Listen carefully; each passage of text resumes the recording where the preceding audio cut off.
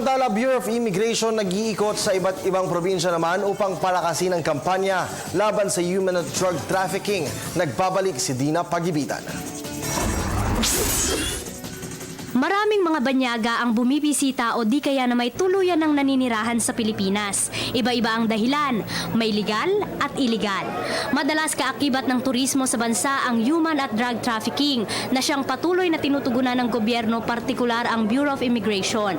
Bahagi ng kanilang ika-75 anibersaryo, nag-iikot ang tanggapan para sa mas malawak na suporta o tulong mula sa local government units at mismong mga residente sa iba't ibang probinsya.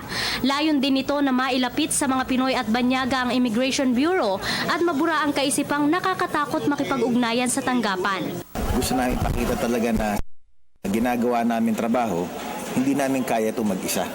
Kailangan namin ang tulong ng bawat local government units, taong bayan, media, lahat po dahil ang pagpapaganda ng ating lipunan, matanggal po yung mga masasamang elemento ng mga banyaga. Trafficking po talaga hindi na po nangyayari sa ating mga paliparan.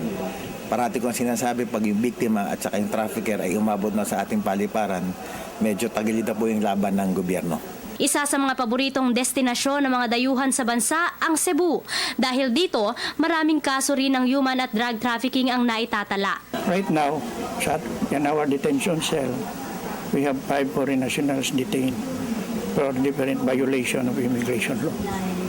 Like, there's one smuggling, gun trafficking. Nagpahatid naman ng kanilang kooperasyon ang lalawigan. Bagamat mainam sa ekonomiya ng lugar ang maraming turismo, hiling pa rin ng lokal na pamahalaan ng Cebu. Kami sa Cebu, tourism is associated with economic prosperity. Kasi alam mo naman, for one tourist, how many will benefit? The restaurants, the airlines, the hotels, etc. But we are promoting wholesome tourism. We don't want unwanted tourists. Matapos makausap ng mga kawani ng immigration, iimplementa raw kaagad ng Mandaue City ang resolusyong koordinasyon muna sa BI bago magbigay ng business permit. Kailangan magawa kami ng resolution para sa before or one of the requirements before sa Mandaue na i-release namin, kailangan one of the requirements punta muna sa immigration. Yun lang. Para maklaman namin kung sino-sinong tao yung mga foreigners na ka-apply dito business. Para sa Telebisyon ng Bayan, ako si Dina Pagibitan.